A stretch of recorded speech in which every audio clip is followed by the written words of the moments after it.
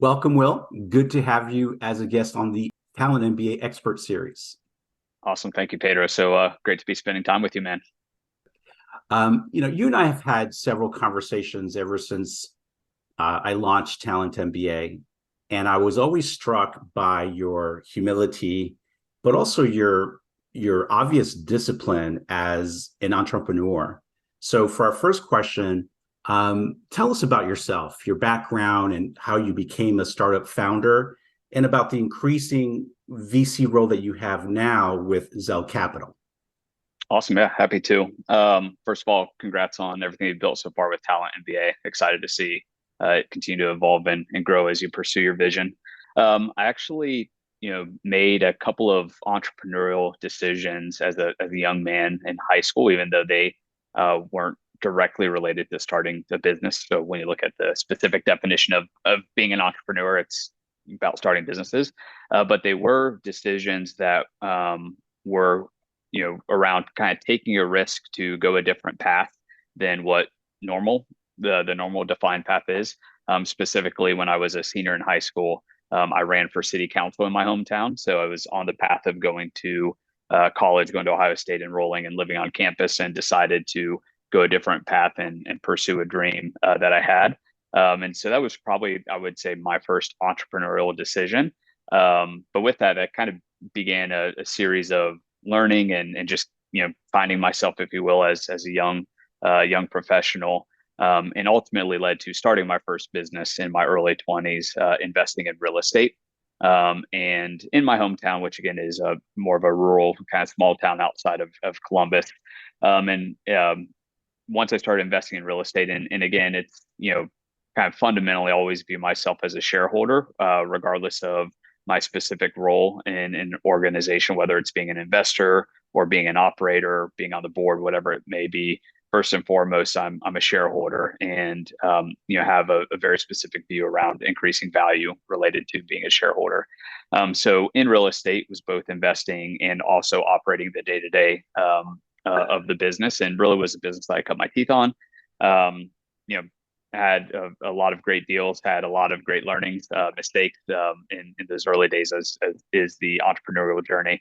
But more than anything, it really was a business that kind of helped me evolve towards, I would say, my greatest passion, which I've been pursuing for the last decade, which is really more around building operating companies and specifically technology and tech-enabled businesses, where you can, identify a problem that you have a lot of conviction around solving and figuring out how to leverage technology to solve that problem at scale.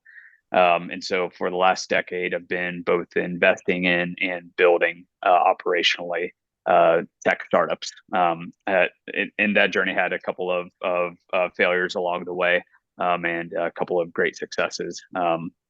The most recent being a company that I'm co-founder of and executive chair of, which is today called Asset Watch.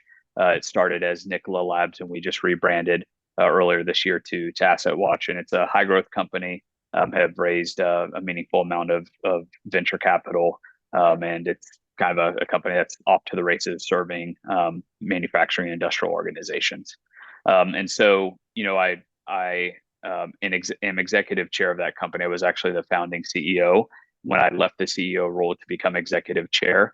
It was basically to free up more time to launch Zell Capital, to kind of cycle back to the early stages of formation. I believe every entrepreneur ultimately needs to make a decision around the type of leader and entrepreneur they want to be, whether you're somebody that, if you get the great fortune of being able to be part of a company that does scale and create success, are you going to evolve as the leader that's needed um, for a company that has 50 employees or 200 employees or 500 employees? Because it is a completely different set of skill sets than that 0 to 1 phase of having no employees to just a few. And so for me and my personal wiring and what I love is I'm more about give me a stage that I can focus in on as investor and as operator, which is that 0 to 1 phase. And I want to be really great and a part of building great organizations from that 0 to 1 phase, and then building teams that can take it and scale. So it's really I don't view myself as a venture capitalist per se. I really kind of view myself as a shareholder, kind of early shareholder, both investor and operator, pursuing a thesis that I have in terms of how great companies are built. Wow, that's a really interesting summary because you're right. There's a lot of really important decisions you had to make along the way. And like you said, when do you stick with a company that you founded to the extent that it's growing in a different direction that may require a different kind of leader? Love to be a fly on the wall for a lot of conversations that happen around that when companies, hit that milestone. As a startup founder based in Ohio, I'm sure there are some pay it forward values that you embrace that support other entrepreneurs in your region, in the Midwest specifically.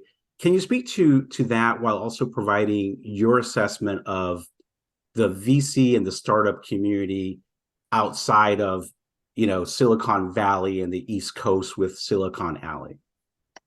Yeah, we can spend hours actually talking about this. And I would say, the basis of my current feelings about this go back to a lot of pain that I experienced in when I was just starting my first tech companies. So as I mentioned, I started in real estate, and when you think about investing in real estate and building a business, there's a relatively straightforward model using traditional banking relationships, private capital, so on and so forth. And over that period of time, we were in building a portfolio over like 6 years.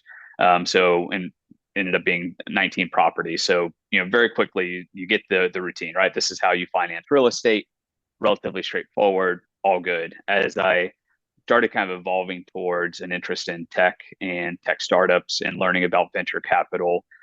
Being in Ohio, it's like, okay, you can't go into a bank and finance a tech company. You need to raise angel capital, you need to raise venture capital.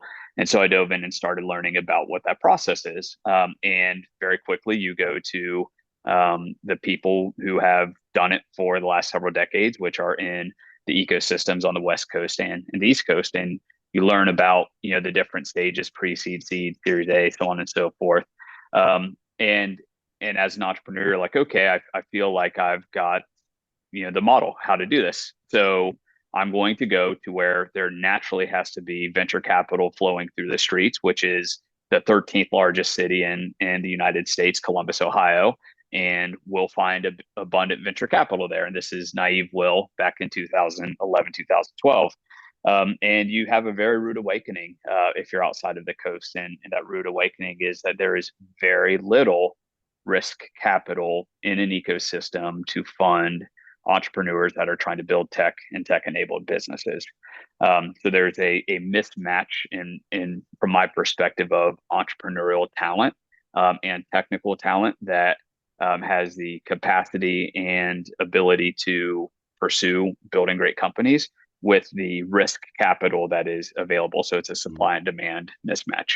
Um, and so it was, and had I known that, I would have completely gone about how I structured the first couple of companies um, in terms of the business model and how to get them off the ground.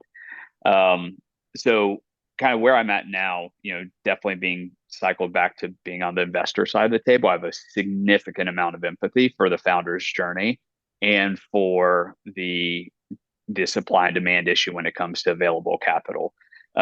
So as with Zell Capital, we have an evergreen fund. We invest at the very earliest stages. We will literally get in pre-seed when there's nothing more than an MVP that's out there and in the beginnings of something that potentially has interest. And we like to get in early and build great relationships with the founders that we invest in and have that degree of empathy because we've been on the journey ourselves. With that said, I'm also a very big proponent of how do we solve this problem in the ecosystem, and kind of looking right now through the lens of the state of Ohio. I'm one of the founding partners of a new group called the Ohio Angel Collective, which is really an effort to build a more robust angel community. So if you think about ecosystem development, you think about the capital stack that's required to really grow and scale tech companies. At the most fundamental layer, at the first layer of the capital stack, you have angel investors and pre-seed venture firms.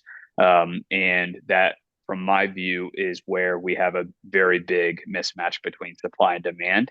So we are out there aggressively trying to spread the word on what it means to be an angel investor and provide existing and prospective angel investors a very simple onboarding process to start to see deals, to learn about angel investing strategies, and ultimately deploy capital into promising startups across the state. Really good stuff. And obviously, you're right. We could talk a lot about this particular topic, and I find it intriguing. It's an area that I wish to explore a little bit more, maybe in other series that we'll be doing about these regional hubs that are really just kind of taking care of their own, right? And Yep. bringing the right kind of innovation that is needed there as well. And I would imagine, Will, you've done some mentoring along the way, some people that you've worked with, worked for, and worked under you between all the things that you've done so far. So that's really commendable. So sticking with your VC firm, Zell Capital, how would you describe the displacement thesis that you mentioned before in previous conversations that embody your investment decisions?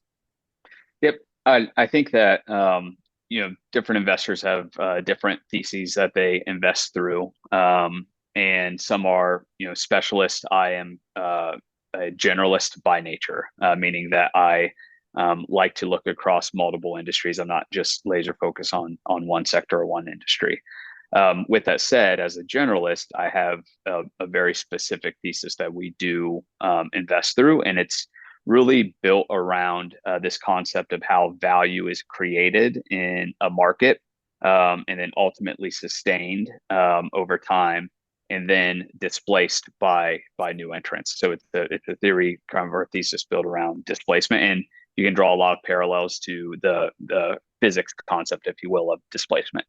And it's really kind of a first principles approach to understanding where there is opportunity in big markets. So fundamentally, any new business is an exercise of displacement. So we're looking at tech and tech enabled and venture capital investing strategy, but any new business, whether it's a restaurant or a services firm or whatever it may be, any entrepreneur that starts a new business and introduces that business into their market is hoping to achieve a significant amount of displacement. And if they are successful, it is because they created displacement. What do I mean by that? Right. What I mean by that is in any market, there is a status quo that exists between buyers in that market and sellers in that market. Right. And that status quo is built around what I call value transactions. It's the key attributes of the offering of the selling business with the needs and demands of the buyer, of the consumer, if you will. And those key value transactions basically form the covenant, if you will, right? It's not written down on paper, but it is in essence the key agreements that buyers and sellers have within a market that defines the status quo. And you may have multiple sellers that are out there, and they may be working on incremental change, but by and large, there's a set of expectations to what a consumer can expect or what a buyer can expect.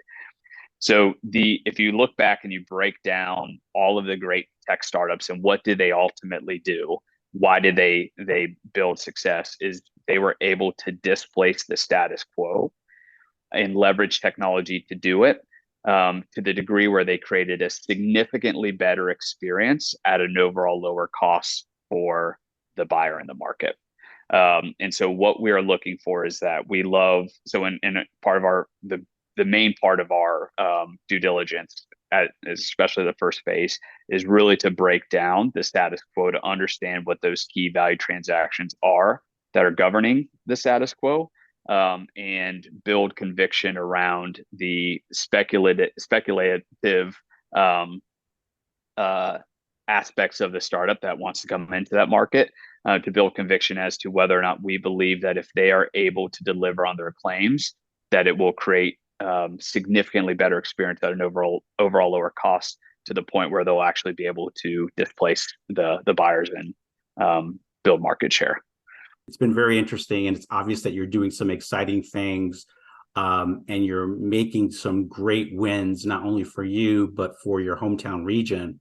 So that's very commendable.